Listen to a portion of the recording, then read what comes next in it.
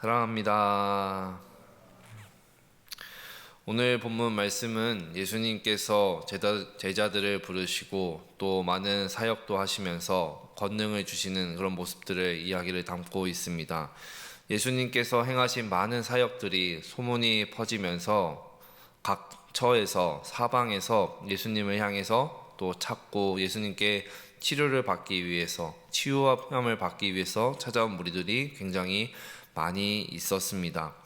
예수님이 하신 큰 일을 듣고 사실 유대뿐만 아니라 방금 말씀드렸듯이 인근 지역에서 많은 사람들이 주님께 찾아옵니다. 뿐만 아니라 귀신들도 예수님 앞에서 예수님만 보기만 하면 그 앞에 엎드려서 하나님의 아들이다 라고 고백하는 것도 볼 수가 있었습니다. 그리고 예수님은 자신과 함께 있게 하시고 보내어서 자신의 사역들을 맡기시기 위해 예수님의 제자들, 12명의 제자들을 세우시기도 합니다.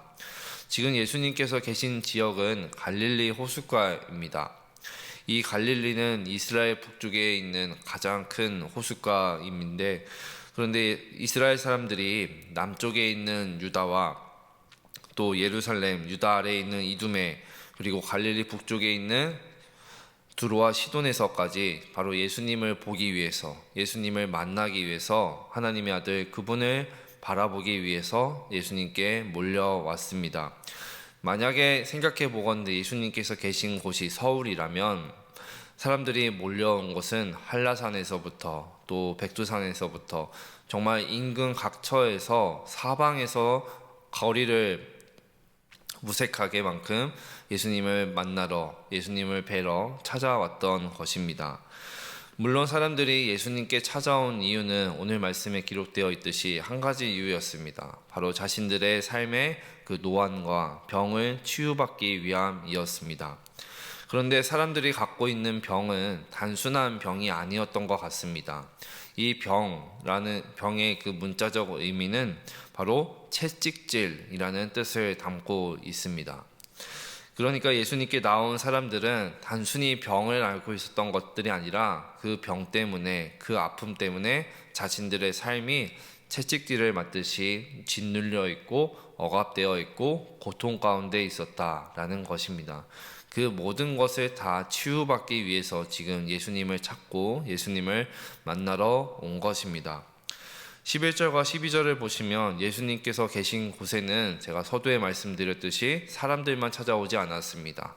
바로 귀신들도 예수님을 곧잘 알아보았습니다. 정확하게 귀신들에게 지배당하고 있는 사람들이 바로 예수님께 엎드렸다라고 볼 수 있습니다. 그럼에도 예수님께서는 나를 드러내지 말라라고 이야기를 하십니다. 바로 이렇게 말씀하신 이유는 아직 하나님의 때가, 하나님의 일하시는 그 때가 되지 않았기 때문입니다. 그리고 겸손하게 예수님은 자신의 그 모든 것을 다 가리시면서 하나님만 드러내시길 원하셨던 것이죠. 이와 같이 예수님의 모습을 통해서 한 가지 기억하며 또 생각해 볼 것이 있습니다. 마땅히 우리도 예수님을 따라가며 예수님의 그 제자된 삶을 살아갈 때 우리의 모습은 가리우고 오직 내 뜻은 뒤로하고 하나님의 뜻만, 하나님의 하나님 되심만 드러내며 나아가는 삶이 되어야 할 줄 믿습니다. 13절과 19절 말씀을 보시면 이제 산 위에서 있었던 일들이 기록되어 있습니다. 바로 예수님께서 제자들을 부르신 장면입니다. 예수님께서 제자들을 선택하시고 부르시는데 가장 중요한 이유는 바로 그 조건은 바로 자신이 원하는 자들이었습니다. 예수님께서는 주변에 있던 사람들 중에서 당신이 원하는 사람들 중에서 제자들을 뽑아서 부르셨습니다. 마찬가지로 우리가 언제 또 어떤 이유로 예수님께 나와서 하나님의 자녀, 그리스도인이 되었든지 간에 공통적으로 확인되는 것이 있습니다. 바로 그것은 처음에는 내가 어떤 문제 때문에 나왔든지 아니면 누군가에 의해서 끌려 나왔든지 그 어떤 이유든 간에 그 속에는, 그 안에는 바로 하나님의 부르심이 있었다라는 것입니다. 이 부르심에 확답하며 또 응답하며 이 부르심을 처음 부르셨던 그 하나님의 그 뜨거운 사랑을 날마다 붙들고 나아가는 우리 삶이 되었으면 좋겠습니다.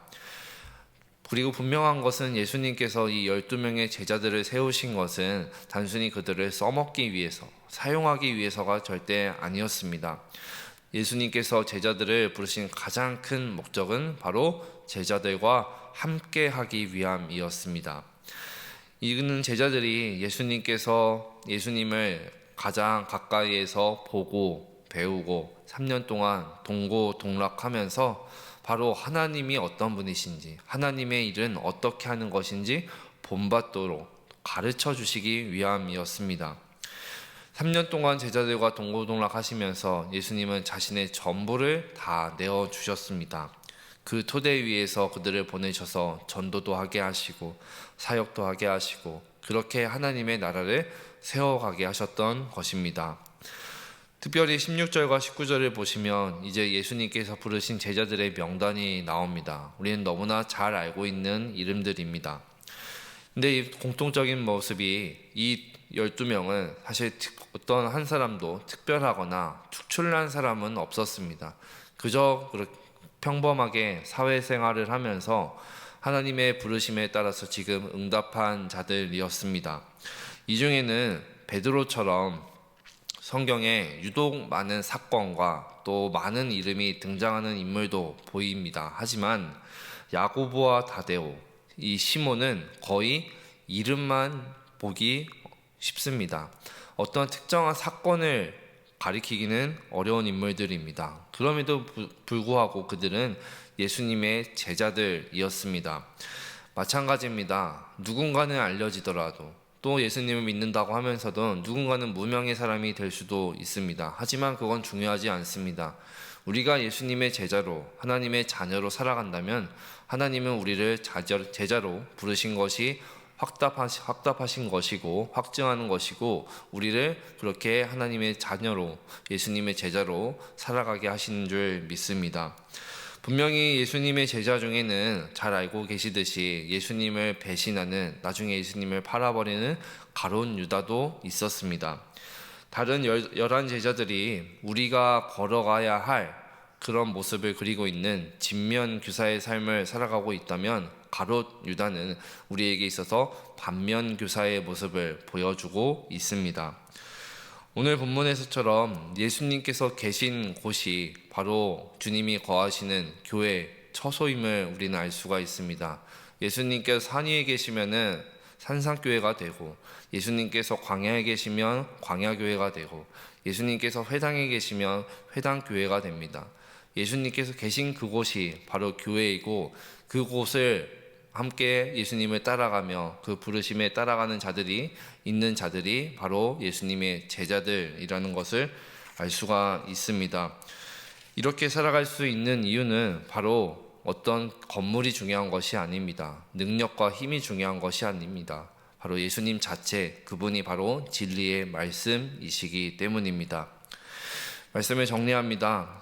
우리는 어디에서나 언제나 우리의 진리 되시는, 우리의 진리의 말씀이신 예수님을 온전히 붙잡아야 될 줄 믿습니다. 그러면 그곳이 주님과 함께 거하는 교회가 되는 줄 믿습니다.